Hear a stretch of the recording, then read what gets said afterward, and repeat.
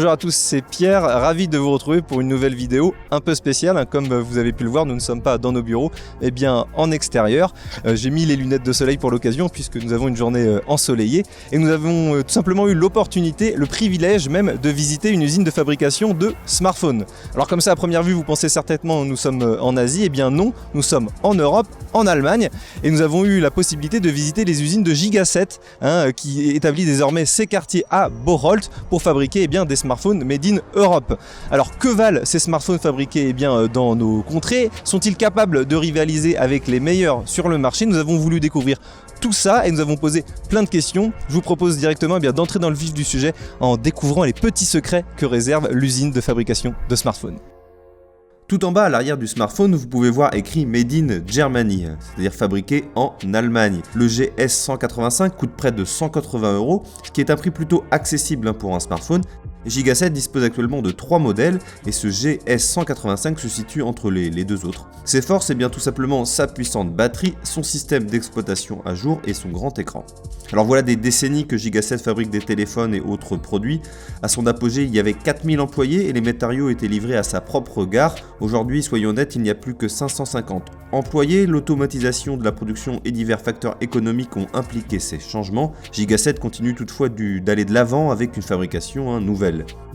L'entreprise fabrique aussi des téléphones sans fil dans un grand hall qui est totalement automatisé. Les éléments en plastique sont moulés, les puces sont placées sur les circuits, puis au final l'appareil est emballé. Tout un système de production dans lequel les humains ne jouent pas un véritable rôle. La fabrication de smartphones est différente, bien entendu, la ligne de production ne coûte qu'un 20e des grosses installations et la production se fait sur un unique étage dans un immeuble à côté. Comme vous avez pu le voir, construire un téléphone sans fil et construire un smartphone sont deux choses totalement différentes. Dans le deuxième cas, un employé prend totalement en charge la logistique du produit et travaille avec des robots qui l'aident à la fabrication. Contrairement à la production en chaîne que nous voyons en Asie, un employé fabrique ici un smartphone du début jusqu'à la fin. C'est bien plus varié que faire chaque jour la même tâche. Les employés doivent également interagir avec les robots, les toucher, travailler avec eux comme s'il s'agissait de collègues. Avec toutes les tâches compliquées, c'est vraiment indispensable. Ces robots ne sont pas seulement plus complexes, mais aussi plus flexibles et plus sécurisés que les machines utilisées dans la production classique. On s'habitue vite à travailler avec les bras des robots. Dans la fabrication du GS185, 40% est effectué manuellement, le reste est automatisé. Bien sûr, il serait possible de faire tout cela sans robot, mais ce serait beaucoup plus cher, il faut l'avouer. Bien sûr, un employé pourrait fabriquer le smartphone tout seul, mais financièrement, nous ne serions alors plus en mesure de rivaliser avec la concurrence.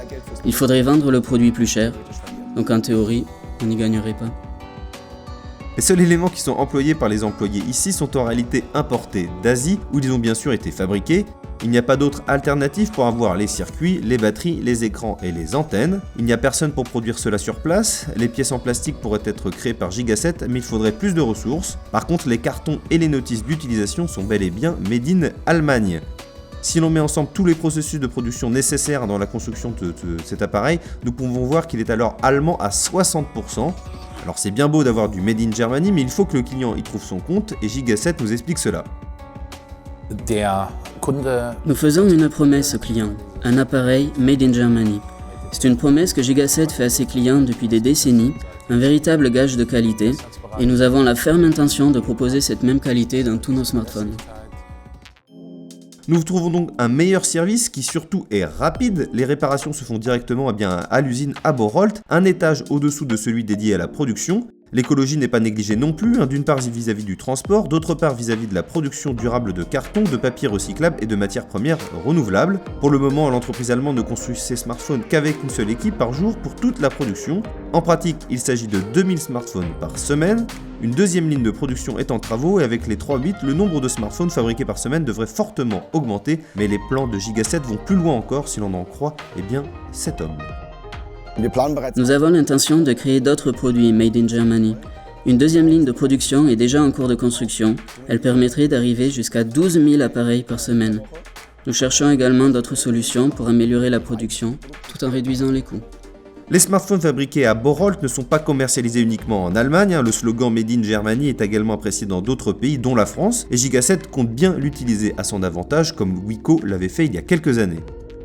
La première année, nous nous sommes concentrés sur l'Allemagne car nous avons des années d'expérience dans ce pays, c'est celui que nous connaissons le mieux. Aujourd'hui, nous recevons des demandes depuis l'étranger. Depuis la fin de l'année dernière, nous sommes même implantés dans des marchés d'Europe de l'Ouest. Au deuxième semestre, nous entrerons sur de nouveaux marchés. Pour ne citer que les plus gros, il s'agit de la Russie et de l'Amérique du Sud. Pour résumer, le label Made in Germany intéresse les gens dans tous les pays. Reste maintenant à tester l'appareil pour voir ce qu'il vaut vraiment. Si le concept de smartphone à fabriquer en Europe nous plaît, nous pourrions bien voir d'autres appareils voir le jour et avec eux des emplois se créer dans plus de pays. Voilà, c'est tout pour cette visite d'usine de fabrication de smartphones. J'espère que cela vous a plu. N'hésitez pas à le dire d'ailleurs dans les commentaires de cette vidéo. On voit bien qu'il est possible de fabriquer des smartphones en Europe. Pourquoi pas imaginer la même chose en France ou même en Espagne ou en Italie, de plus en plus à l'avenir. Bien entendu, il faut une volonté politique, mais également un changement, je pense, de la part des utilisateurs, puisque quelques compromis sont à faire. On ne trouvera pas les meilleurs rapports qualité-prix lorsque ces smartphones seront fabriqués en France ou en Europe. Mais voilà, c'est une question que je vous pose. Êtes-vous prêt d'ailleurs à sacrifier quelques fonctionnalités ou bien à payer plus pour un smartphone fabriqué en France? Dites-moi tout en dessous de cette vidéo. J'espère que cette vidéo un peu spéciale vous aura séduite. On espère en faire d'autres dans les prochaines semaines et dans les prochains mois. Comme toujours, n'hésitez pas à liker cette vidéo, à la partager, à vous abonner à notre chaîne YouTube si ce n'est pas déjà fait, et on se retrouve très vite pour une prochaine vidéo sur Android Pitch France.